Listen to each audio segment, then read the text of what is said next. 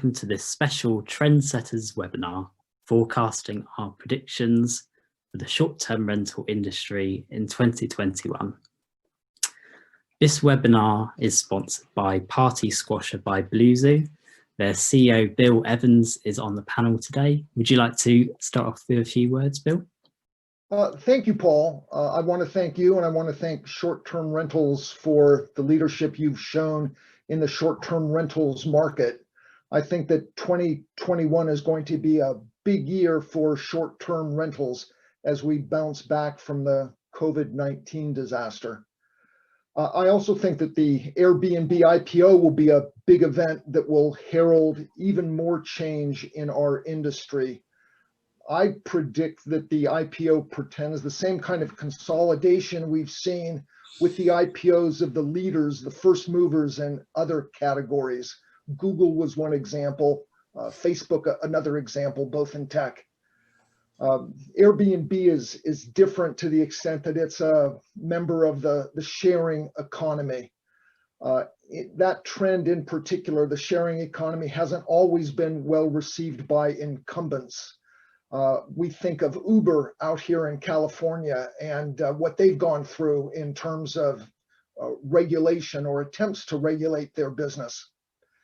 For Airbnb, the problems are different, I think. I think for Airbnb, one issue is the party problem. If they can't figure out a way to conquer this problem, they will face ongoing neighborhood opposition. The result of that will be a steady grind of attempts to regulate the industry, either on a local level or even on a national level. Probably not international, at least that. Thank you, Bill. We're going to be discussing that trend a bit later. I believe we have a video that Party Squasher by BlueZoo has provided especially for us.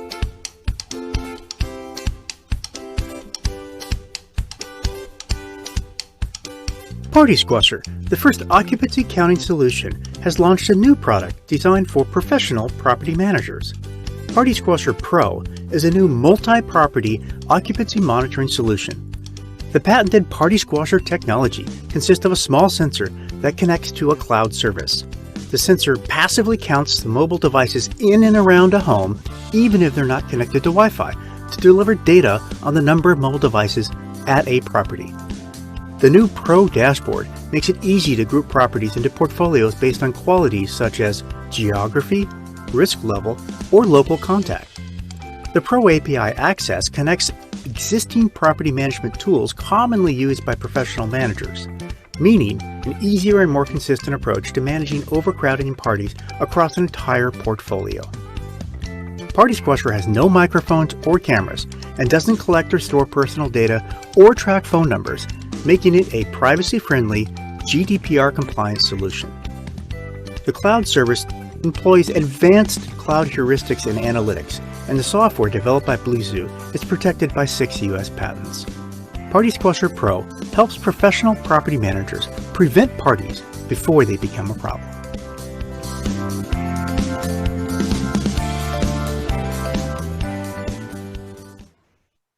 So, in terms of webinar guidelines, please keep your sound on mute and your camera off if you're not speaking. I'm being ably assisted by my colleagues Joe and Justin today. All of the details are in the chat, and please do post any questions you have there. A recording will be sent round to everyone after the session as well. This is me, Paul Stevens, editor of Short-Term Rentals, and my LinkedIn details are in the chat if you'd like to chat further after this. So let me introduce our other trendsetters for today. We're going to hear from Bob from Casal Fichi first. Bob, take it away. Hi, I'm Bob Garner from Casal Fichi, and with my partner we run environmentally sustainable holiday apartments in Le Marche, Italy. So we've been here for 15 years, and our focus is on obviously the guest service and satisfaction, but combined with luxury and environmental sustainability. I spend my time talking about the environment and short-term rentals, and I think it's going to be a critical issue next year, as I'm going to be talking about today. And also a winner of the Shorties Award from March, of course. Indeed. Yeah, thank you for that. That was a great award. We will get on to that in a bit. Vered from Guesty, take it away, please. Hi, everyone. Vered, President and CEO of Guesty. We provide an end-to-end software platform to serve property managers in the short-term rental industry, covering all the day-to-day management issues, such as connecting to the different channels, managing your calendars, managing your team, guest communications, and we also have a robust marketplace of third-party solutions, including some of my esteemed members here.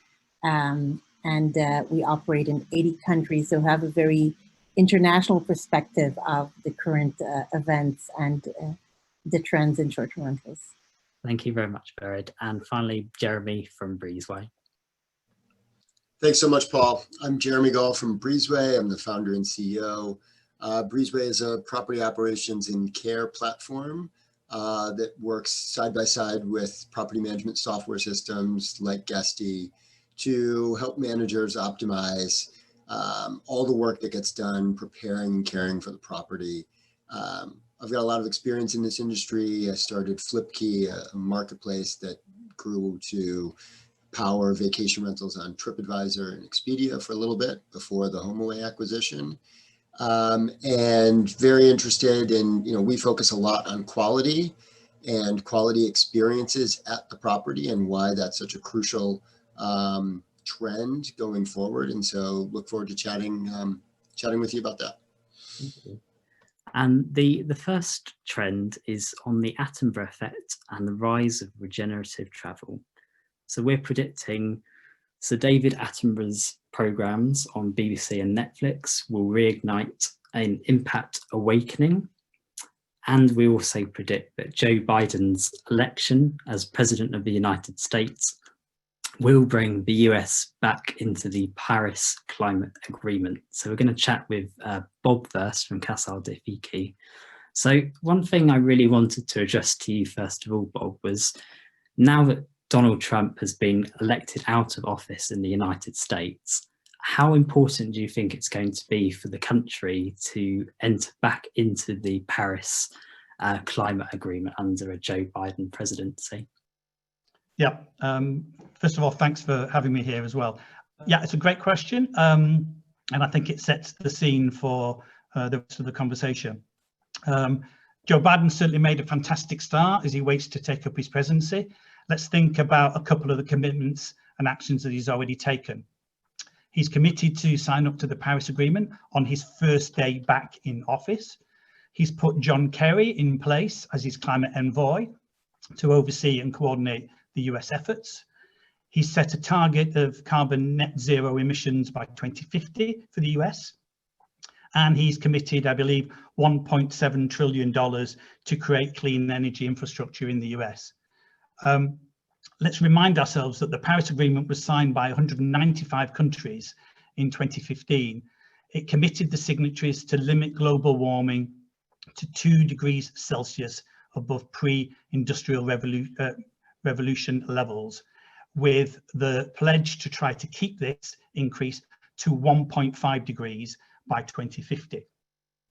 Now, we've already seen many of the effects of heating of the planet: massive wildfires, ocean acidification, melting of the polar ice caps, extreme weather and floods. We are currently at 1.1 degree level and are on track to reach 1.5 degrees, not in 2050, but in 2030, in 9 years' time. The current commitments by the countries to the Paris Accord are generally accepted to not be sufficient, and more commitments are being sought at a country-by-country basis. To have a chance of reaching the 2050 target, we need to reduce our emissions by 2030. Currently, emissions are still rising. Remember, 1.5 degrees or 2 degrees is not considered a safe target. It was just what was considered achievable at the Paris conference.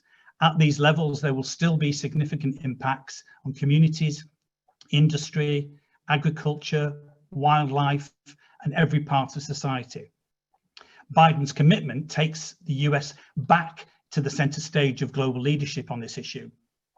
As the second biggest emitter, the US needs to show other countries what can be and must be achieved, because this is the decade when action is needed, not left to a future generation to deal with. And why is this important to our industry? Because we will both be significantly impacted by the changes and also will be expected to play our part in bringing down those emissions. Emissions reductions require legislation and regulation, and it will be significant on all of our businesses. And with regards to the travel impact awakening that I mentioned in that context, what role do you think Sir David Attenborough has actually played in bringing this into the mainstream? Yeah, it's a name very well known in the UK and in lots of parts of the world.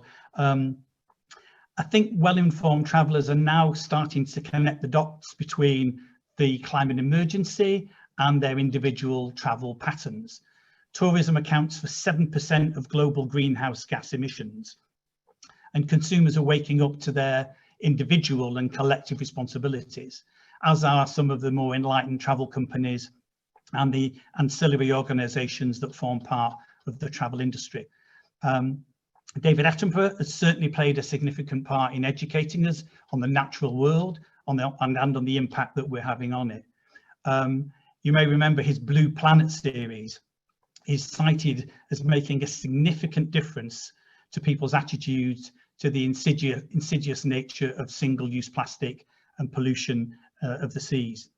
In fact, a survey said that 88% of people who saw his programme had a change in their behaviour, which is absolutely incredible.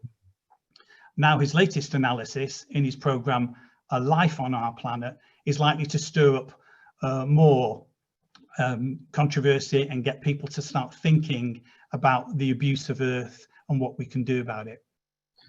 In addition, what people are seeing with their own eyes in terms of climate change, they're also now increasingly being informed by the media.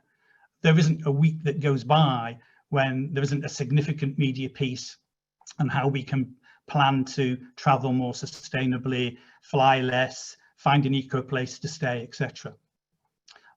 Regular surveys are also supporting the view that the public is much more aware of the travel's impact on the planet. Booking.com recently released their predictions for travel in 2021. They did a survey, and their survey was called Impact Awakening. I'll give you two of the stats. One was that 44% of US travelers want to travel more sustainably in the future, and 2/3 expect the travel industry, us, to offer more sustainable travel options. This survey is not a one-off and reflects on annual increases in eco-awareness of travellers. It builds on their data from 2019, which said that over half respondents said that it was important to consider sustainable accommodation when travelling. So all of this leads me to say there is a significant demand from consumers for sustainable travel. The question is, are we as an industry ready to step up and meet that demand, be responsible? Indeed.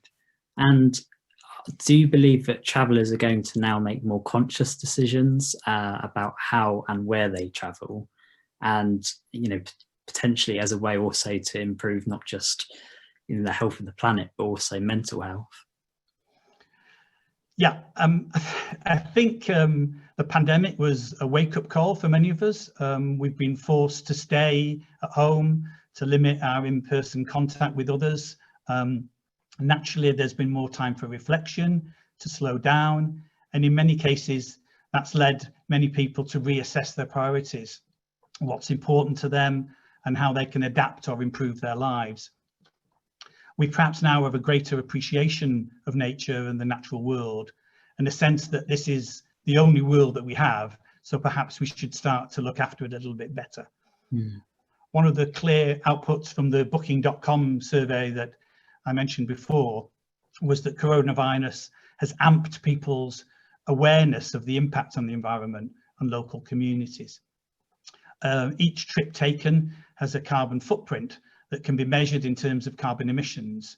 How we travel and how often, when we go on holiday, where we stay, are all factors to be weighed. Travel is wonderful and it's important. It repairs and it rejuvenates us. It informs us and it educates us.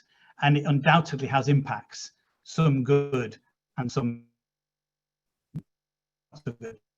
So I think travellers make more conscious decisions about how and when they travel.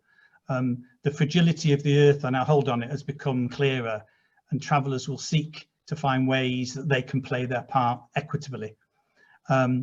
Where to stay will surely be one of those questions that people will be increasingly asking themselves.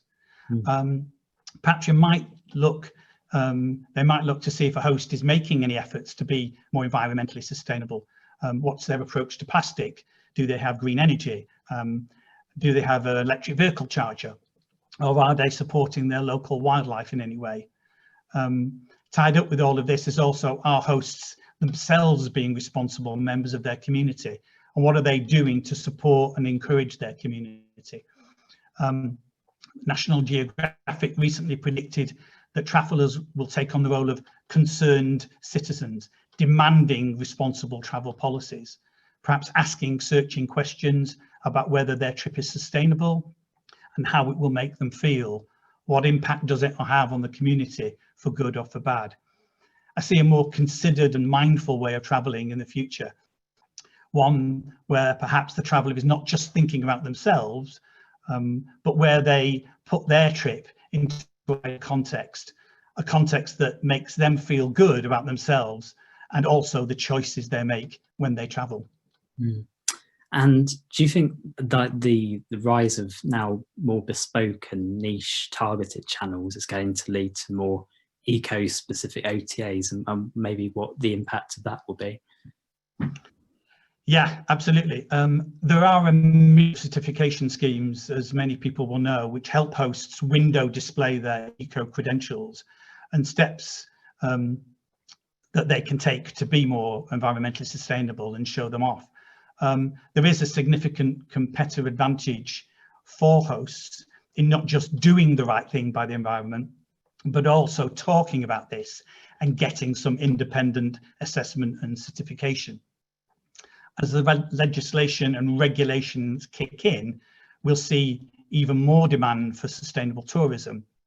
So getting ahead of the game, I believe, and displaying your credentials is really important. Companies like Green Tourism, Green Pearls, Green Key can certainly help you in this area. A significant step forward next year will be the wider labelling of eco stays being spearheaded by Panelist, a coalition developing sustainable frameworks across travel and tourism industries. These frameworks are intended to be the foundation of a scoring system across our industry to help guide travellers when making a trip. Booking.com is one of the lead partners on the accommodation framework and plans to introduce green host badges on its platform. This will be a big step forward, helping travellers see more easily where their hosts are, what are they doing, and are they making a difference. I'm sure other key players in the market will follow suit from Booking.com. In terms of specialist OTAs, we have the likes of Airbnb and Responsible Travel, who were established to satisfy the demand for sustainable travel. As more hosts realise the importance of being more environmentally sustainable, these sites can only grow and many more spring up to tap into that market. So I think a combination of increased awareness, demand by the public, legislation and regulation in the industry, increased media profile of the issue, and major players in the industry finally sitting up and taking notice will all converge to create a vibrant and distinctive market where people and planet benefit. I think finally on that topic, I'd also like to give a shout out to a fabulous coalition of industry professionals called Tourism Declares a Climate Emergency. This growing group of tourism businesses have come together to acknowledge that there is a climate emergency. They've individually and collectively agreed to reduce their carbon footprint and to encourage and support others in our fabulous industry to participate, to make a difference on the planet. Our current path is unsustainable. If we want to be an effective, sustainable industry to pass on to the next generation, then I believe it's our responsibility, each of us, to take some steps to make that future a reality. There's some good comments as well coming through. And Jeremy, we're actually going to be talking about JetBlue later, and we'll touch on that when we come to you shortly. And Jessica, the team behind Stashers, recently launched Tree Points, a platform to encourage offsetting climate damage. I saw that too, very, very relevant. So there's a link in the chat there. The second trend that we're going to be discussing is the tiny and mobile homes will be preferred types of lodging. So we predict renegades and road trippers will be seeking micro adventures in accommodation that gives them the seclusion and privacy they so desire. We also believe that RVs, caravans and motorhomes are well placed to capitalise on the pandemic, and the peer-to-peer RV rental industry is booming, as illustrated by KKR's recent $100 million plus investment in RV share, and 90% of outdoorsies bookings in September being first timers. On the next slide, we have bookings from getaway cabin rentals surging in June and July by 260% on the previous 3 months. So more information on that will be in our predictions piece going live tomorrow. For our third trend, and we're going to come to Vered on this. So we believe that the work from home trend, the phenomenon that we've been seeing a lot of this year, is going to shift to work from anywhere. And Vered is very well placed to discuss this. So we're going to be talking about how millennials are driving this work from home, work from anywhere phenomenon. And they will also be the catalyst for a potential return to urban travel in 2021. Digital nomads, live shoppers, there's going to be a lot of words to discuss there, new words that we're not necessarily all familiar with just yet. So Vered, my first question to you is, how exactly are millennials contributing to the work from anywhere trend? And is this perhaps something that was already in motion that's been accelerated by the pandemic? Definitely. And again, thank you for having me here today. We saw the trends of the millennials not willing to commit for long-term leases and the digital nomad phenomena way before COVID-19 hit us. But then COVID-19 really accelerated this, because all of a sudden, many workplaces changed their policies and allow work from not even from home, work from anywhere, basically, all the way through 2021.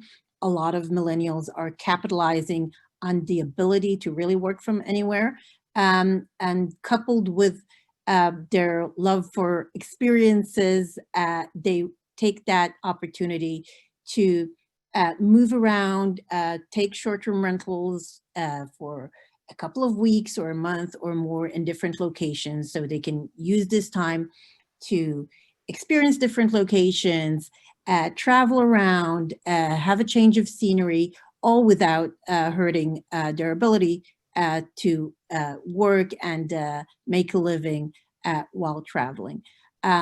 We think that this will remain long after COVID, not only because of the experiencing and digital nomadization of it, but also because we see more and more millennials are not shopping for long-term housing options. They don't want to be committed to one city or one location.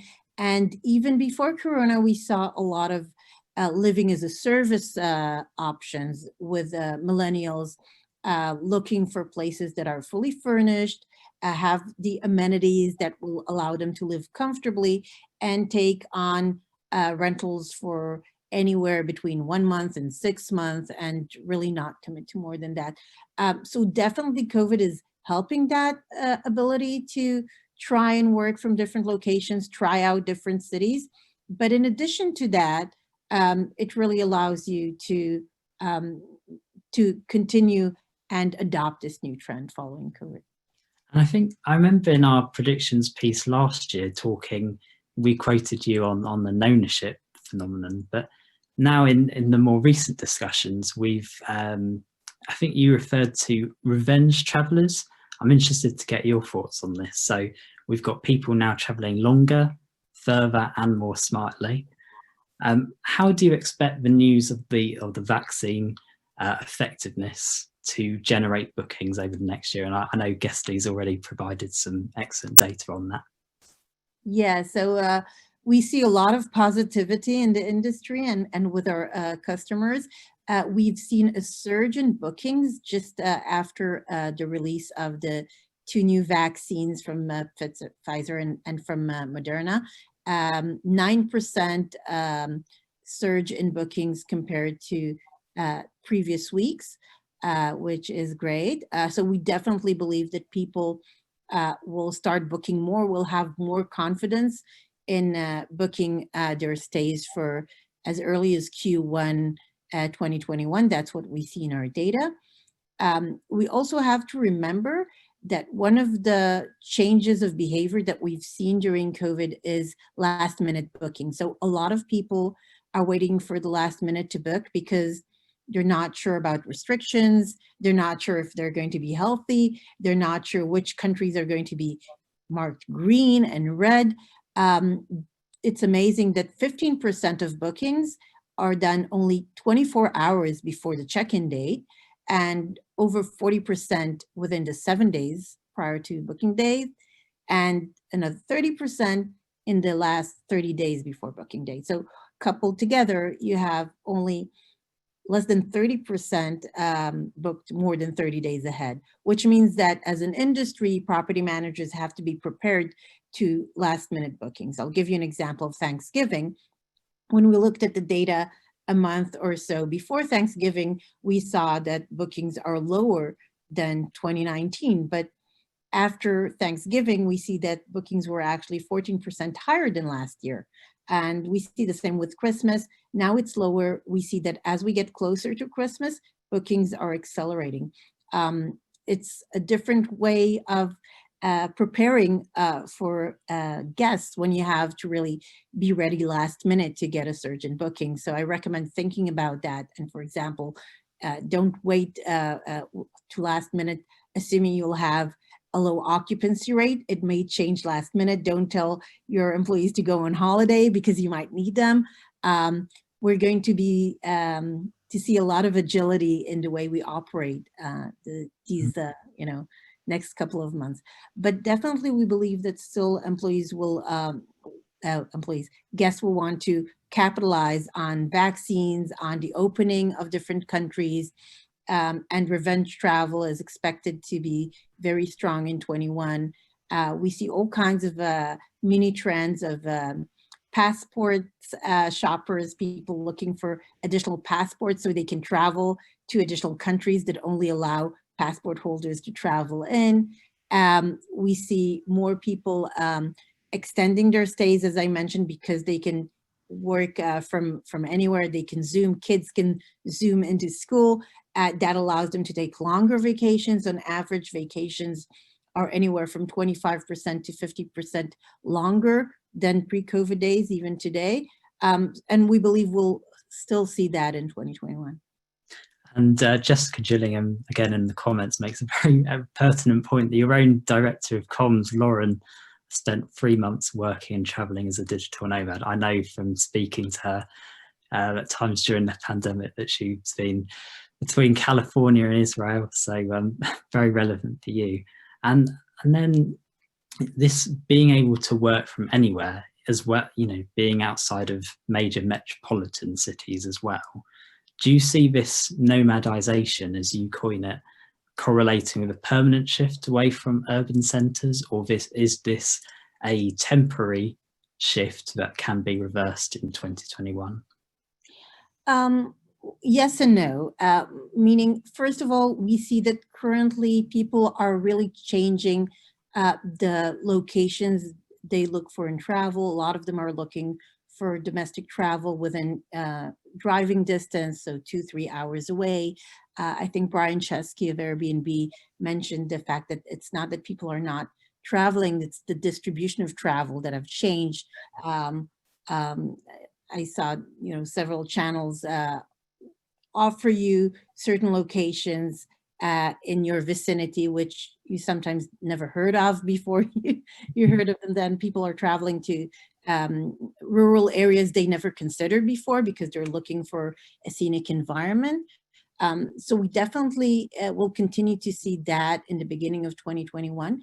I think also COVID and the work from home environment allows people to shop for different lifestyles and different locations. So it might be another urban location, right? Maybe I'm living in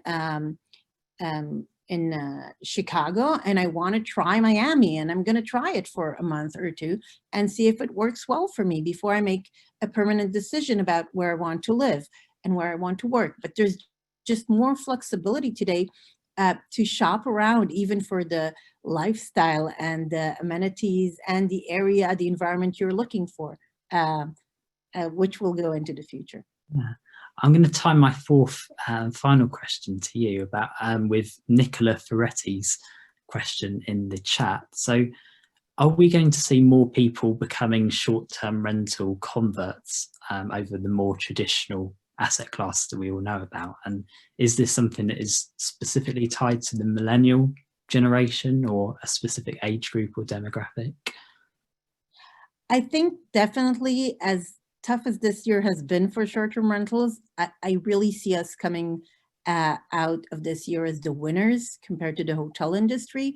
I think a lot of different audiences experienced short-term rentals for the first time this year.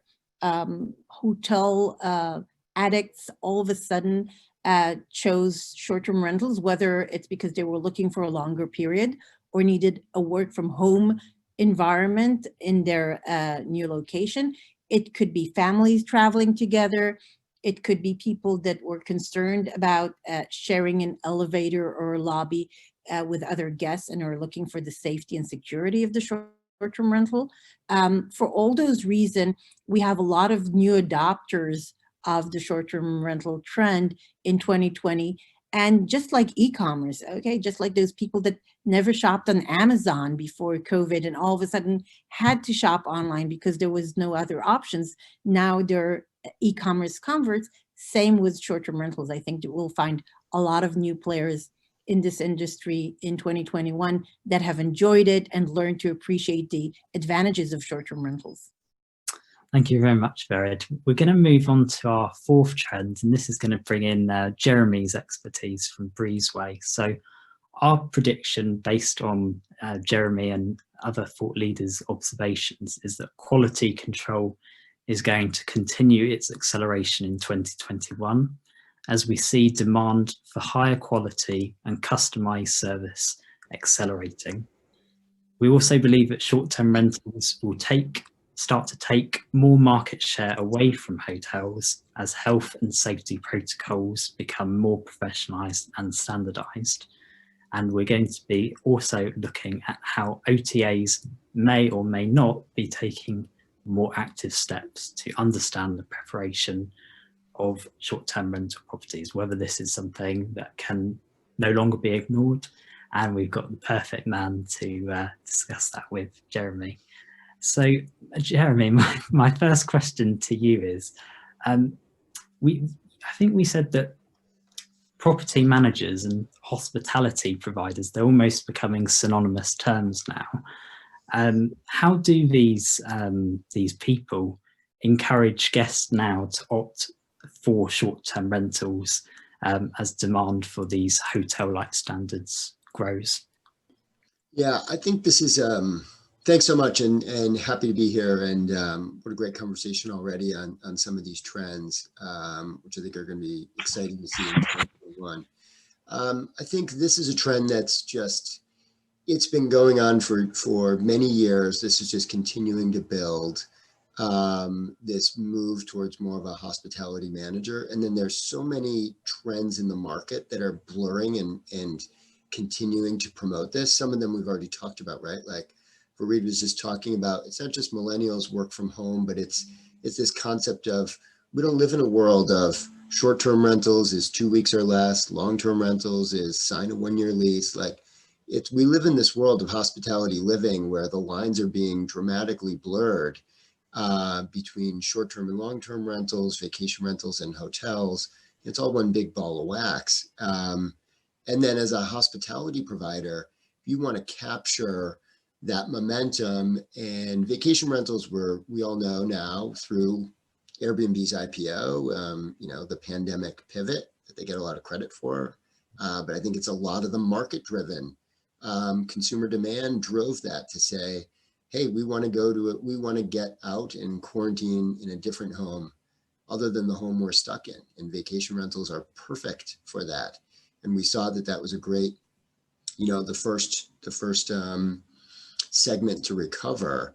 And I think vacation rentals will continue to hold that lead because more people have discovered what a great option it is. And it's all about, you keep that and you keep those customers by really delivering that hospitality experience. That's different than being a property manager, right? And I think that moniker is different because being a property manager is, or at least in my mind, I think about a property manager and I think, okay, that sounds like accounting. That sounds like you're going to manage some revenue. You're going to get guests in and out. Very, very transactional, right? A hospitality provider is very experiential. What's the experience that I'm delivering to the guest? What's the experience that I'm delivering to the owner as I take care of your asset? And, embracing that and everything that comes with it, that's how short-term rentals really fulfill that hotel-like standard. And there's no question this trend was already starting. Now it's just accelerating. And how can these hospitality professionals, in your opinion, accommodate the demands now of this modern guest persona that gets talked about so much and differentiate their inventory to such an extent that they're catering to this heightened traveler sensitivity? Yeah, I think it's happening naturally, right? I think some of this is just happening naturally in the market. And there's a little bit of, we talked about David Attenborough, there's a little bit of natural selection happening, right? Like the providers that are good at this and that embrace that are rising to the top and they will differentiate their product. People who don't will struggle a little more. But I think it's how do you really take that and bring that into your business and then make the guests feel that every step of the way. And you really lean into that hospitality moniker. And that's what's important. It means you have to think through, that guest experience from the booking to how they arrive, how you're communicating with them, how they feel about the property, really embracing that property prep and embracing that role. And we also talk about safety being synonymous with cleanliness, and there's so many terms now that get bandied about. You've got sanitation, sanitization. It's quite easy to get lost in all of it. But as we now focus on safety and quality post-COVID, how do we solve this so-called quality problem that gets cited in more of a physical nature? Yeah, I think that's a big trend that we saw this trend developing in 2020, and then I think COVID changed that and put the brakes on it a little bit. I think without COVID going into 2020, we would have been thinking about, when we look at like variety of supply, we would have been thinking about, okay, how do we make sure, because there is a broad variety of supply. And I think we all know that, and the industry knows that. That's one of the things that's so amazing, right? The authenticity of the inventory, the authenticity of the properties and the places that suppliers are putting up and hosts are opening up for guests to stay. That is what is so attractive and amazing about this travel segment that keeps people coming back to it. That authenticity is also, and that variety is, can also be a hindrance. And, you gain market share and you win more by managing that and maintaining that authenticity, but raising up the baseline standard of quality over and over again so that it can become a little bit more predictable.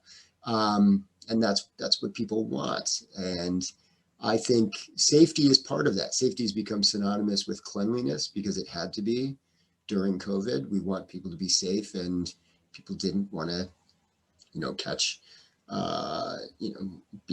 become very sick coming into these properties. So that became safety. But I believe the trend will turn more towards, okay, good. We're all gonna get through this sometime in 2021.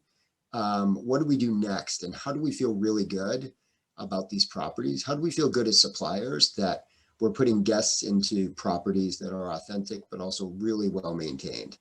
Not just because we want them to be safe, but that safety leads to a much more predictable experience, which I think becomes really, really key. Excellent. And how difficult do you think it is going to be for the OTAs? We've already seen a few different partnerships with Airbnb and Booking.com with various providers in the market. How difficult is it going to be for them now to actually ignore the problem, if you like, or not take it, or maybe take that for granted? I think it's impossible to ignore, nearly impossible for the OTAs to ignore the problem. I'm not sure it's the first problem that's on their, they have a few other things that are on their radar, but this is there's a growing concern there. And I think, parties will be a big issue with regulation. The OTAs will get a handle on that. Some of the tools, from Party Squasher and others will help solve some of those problems. But the quality part of the piece of it, how well the professionalization of the operators across the board, whether you're a self-managing host or owner that only has one property or you have thousands, there is absolutely no question that we are in the midst of a professionalization across the board. And we have and we all have clients that are like this, and we've all stayed at properties that are like this, where the level of professionalization is top notch, right? The bottom of the market has to pick up to get to that level. And the OTAs, I am confident, will be doing everything. Everyone is on the same page. Everyone has the same vested interest for the bottom of the market that is not quite as professional to pick up the pace and rise up to that level. The OTAs want that to happen. Regulators and municipalities and cities want that to happen. Consumers want that to happen. And when that's the case, and it's just so obvious, that there's no way to ignore it. And there's a ton of opportunity on the OTA side, like the ones who can lead the charge on that professionalization and help drive that message to their marketplace. I mean, they're going to win. They have to, there's an incredible opportunity to differentiate their product by doing so.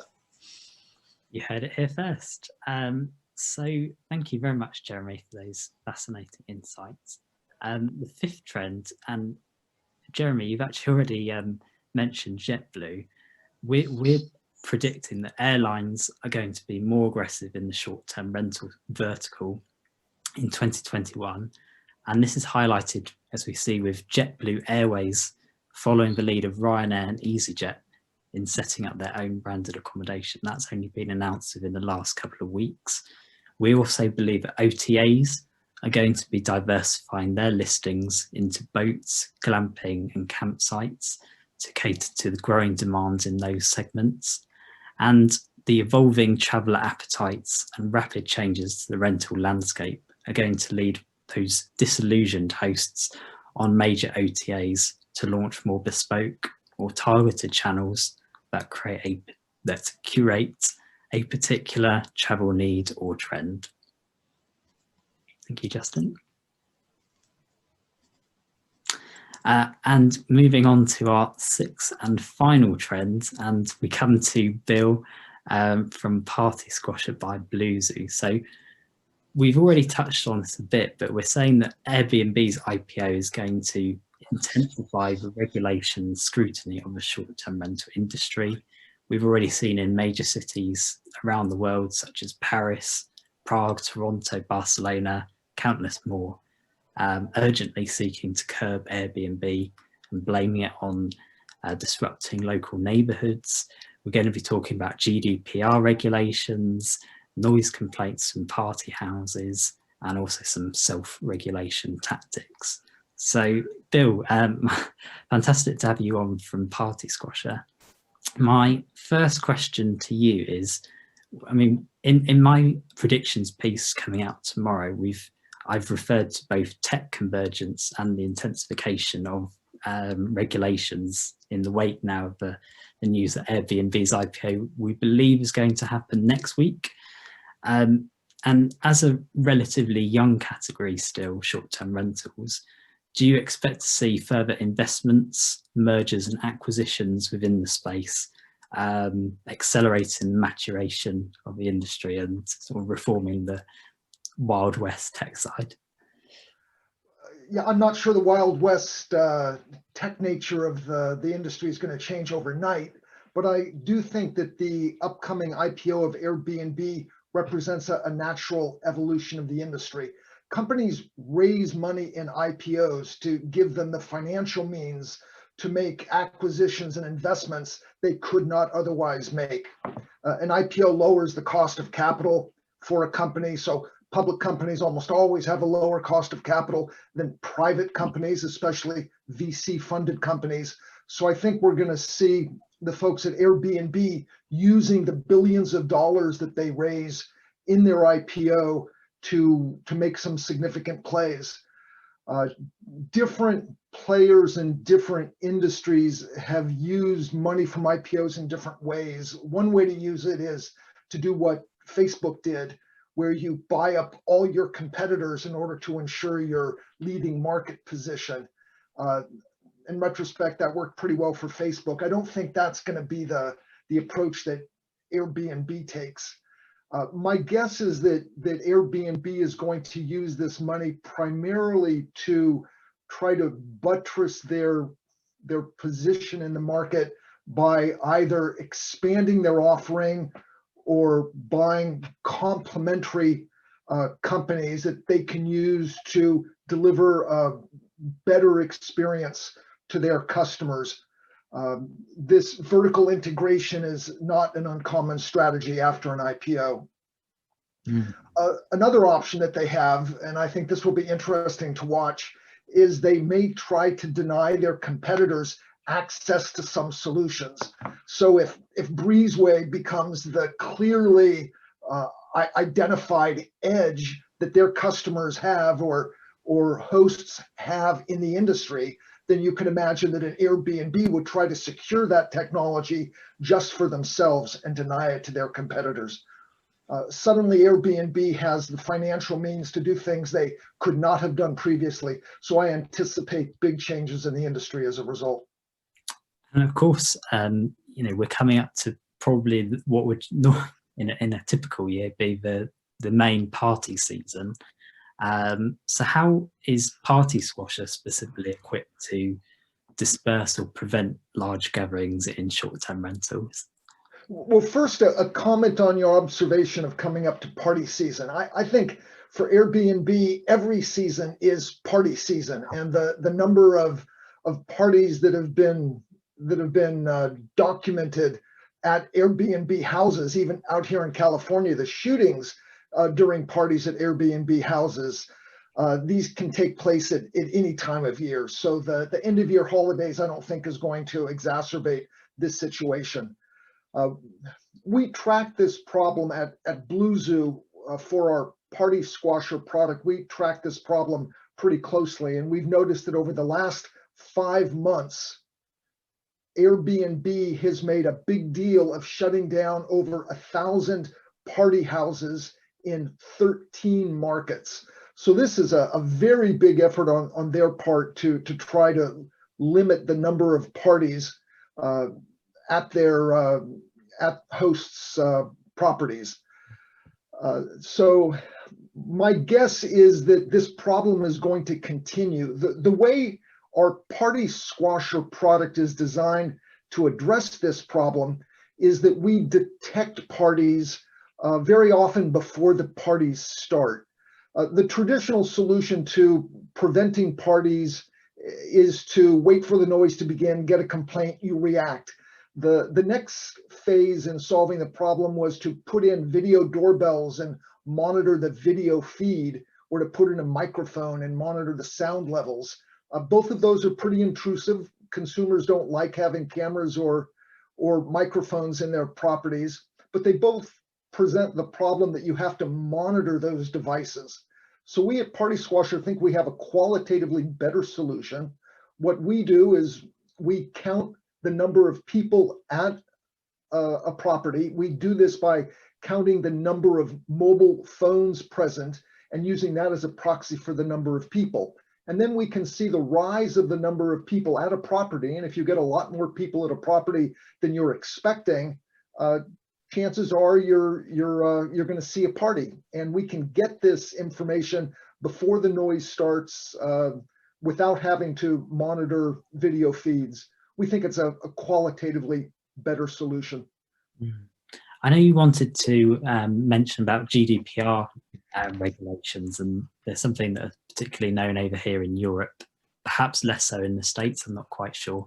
But how do you think the need to comply with GDPR regulations, and maybe you can explain if not everyone on the call does know about them, how will the need to comply with these regulations be better understood in the short-term rental category as a result of some of the challenges this year? GDPR, that is the General Data Protection Regulation that was promulgated by the EU, is a very big deal in the occupancy counting industry that is our business. Our primary business at BlueZoo is to count people, to count their visits, their dwell times, the number of unique visitors. And we do this for industries like retail, hospitality, advertising, real estate, insurance. Our biggest market are these industrial markets. And it was only fairly recently that we discovered that we had a solution to a big problem in the short-term rental market.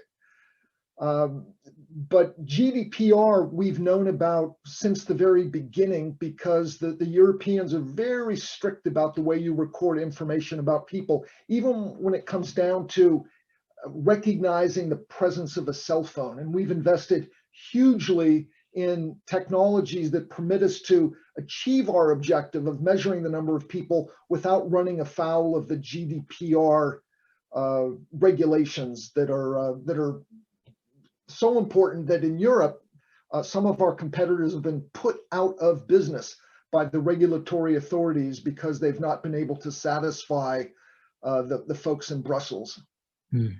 So it's been a big deal. We think it's going to continue to be a big deal. Our trick is to collect an absolute minimum amount of information necessary to tell you how many people you have at a property. By not collecting extraneous information like the faces of people on cameras or the sounds that they're making, by collecting an absolute minimum amount of information, we can both respect GDPR and provide a solution to the problem of parties and short-term rentals. I've seen a really good question actually in the chat, and it pretty is almost identical to the last question I had for you, Bill. So Airbnb will go public soon, and it will be a really big moment in our industry. Question for panelists, I'm going to direct this to you, Bill. COVID has created a giant PR mess for Airbnb and our industry because of media attention on crowding parties and perceived damage to communities when everyone works from home. What can we as an industry do to avoid legislation and even media backlash after the IPO? So is this a self-regulation point, perhaps? Well, there is not an industry in the universe that doesn't want to self-regulate. No one wants regulation imposed on them from either Washington, D.C. or Brussels, let alone some foreign country. So I am confident that Airbnb wants to avoid getting regulated by anybody else, and they're going to work pretty hard to try to find a solution. And whether that's weeding out the guests that are hosting these parties, or weeding out the properties that are targets to hold parties at, it's hard to say, but I am confident that Airbnb is going to bend over backwards to try to find a way to regulate itself so it doesn't get regulated by somebody else.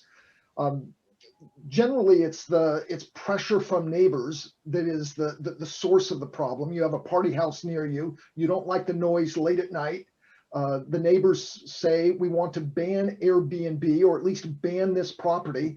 This is very bad, of course, for the property owner or the property manager, because people have invested money to buy houses to make them available as Airbnb rentals.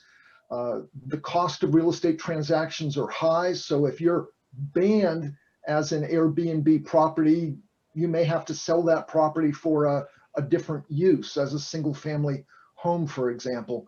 So it is a bit ironic that the people who bear the brunt of the pain due to the party phenomenon are not the folks at Airbnb, or even the people who are renting the homes, but instead the owners and the managers of these homes. They're the ones that are going to be caught holding the bag.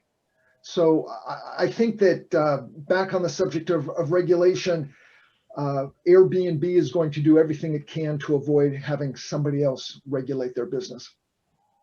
Thank you very much to all of our contributors, to Bob, to Vered, to Jeremy, and to Bill from our sponsors, Party Squash by BlueZoo. Apologies to anyone if we weren't quite able to get around to all your questions.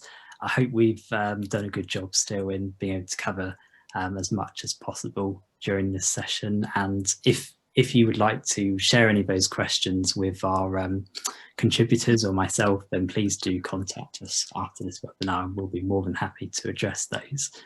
So my full predictions are going to be going live on shorttermrentals.com tomorrow. Looking forward to seeing the reactions to that. We also have something very exciting coming on February the 2nd of 2021. And we're going to be back for the second series of our Rockstars webinars in the new year. We had our first series of big success a couple of months ago, and more details are going to be confirmed in due course on the topics and all of the dates for that. So please do get in touch with me at paul@internationalhospitality.media if you would like to contribute in any way to that. And more exciting news, this week we launched the entries platform for our 2021 Shorties Awards for the global short-term rental industry. We held our inaugural event in London at the start of March, just before the pandemic, and it was a huge success, our inaugural event. So we're really looking forward to 2021. We've expanded it from 13 to 18 categories. There is a deadline to enter of Sunday, the 21st of February 2021 at 23:59 GMT, ahead of the event on Thursday, the 22nd of April 2021. Really looking forward to that. And here is a little parody video we've been working on recently at International Hospitality Media. It's called More Digital, and it's showcasing the importance of knowing your audience. So take a look at this. Look at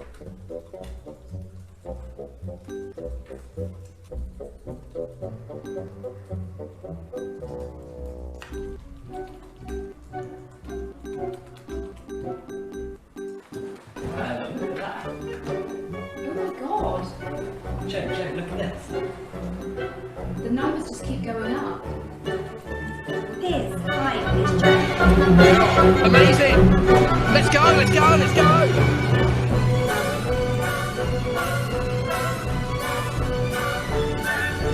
More digital. More digital? I'm on it. I need more I'll get you more sign-ups. Justin, put this on socials everywhere now. Consider it done.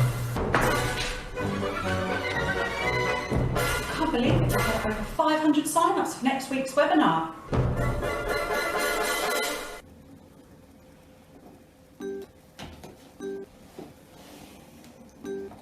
Oh, hi, Mummy. Oh, okay, you're going to be late home from work. Leaves on the iPad. She loves that thing.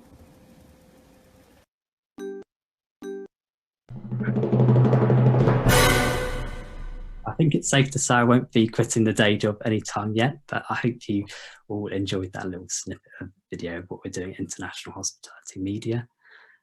So yeah, feel free to contact us via our various channels. I believe a lot of them have already been posted in the chat. So all that's left for me to say is thank you again to everyone for listening, to all of our fantastic speakers, to Bob, to Vered, to Bill and Jeremy, and we'll see you in the new year. Thank you very much for your time. Thank you. Thank you, Paul. Thank you.